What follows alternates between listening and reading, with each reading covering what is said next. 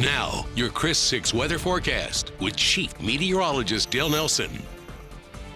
Hi everybody, and a good evening to you as we take a look outside. A little hazy out there, very misty, and 70 degrees with a southeasterly breeze at 24. You saw earlier it gusted to 40 miles an hour today due to low pressure up to the north, but winds go away overnight after midnight and throughout the day tomorrow and tomorrow night, remarkably so. That's because there's a couple fronts this week, and the first one that's coming towards us tomorrow will cause the winds to relax to almost nothing, so a big turnaround from today's winds. And the rainfall opportunity, unfortunately, is somewhere between low and less than low, which is nothing. For the next several days. That's just not good with our drought continuing. Temperatures will remain above normal in spite of the couple fronts working into the region.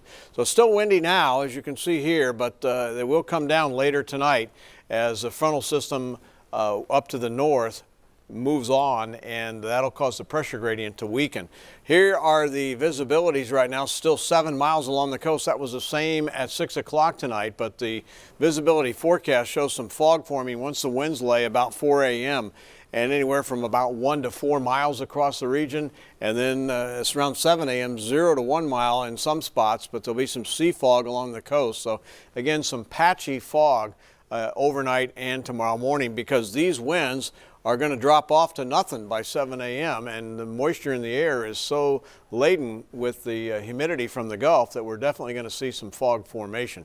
And then during the day tomorrow, the winds stay light. There's our little front, and then it's back out to the east by 5 o'clock. So that's the front dissipating out in the Gulf of Mexico. The winds are pretty light here on Wednesday morning, but they do pick up a bit, and then they really start to pick up Wednesday afternoon and evening ahead of the next system headed our way. The beach forecast for tomorrow looks a lot better than today, with 75 degrees, 69 on the seawater temperature right now. Variable winds 8 to 15 knots tomorrow, Tuesday.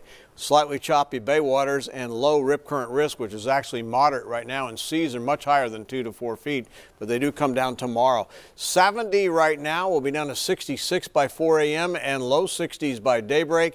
Notice the winds really fall off the table. That'll be nice, with morning lows at 59 degrees here, 55 in George West, but 65 in Flower Bluff at the Naval Air Station. And tomorrow temperatures will soar, just like they did when we hit 91 last week. I think we'll stop at about 87, but 90 in Robstown, and inland will see 90 degrees too, with 77 over on Mustang Island and 81 in Rockport.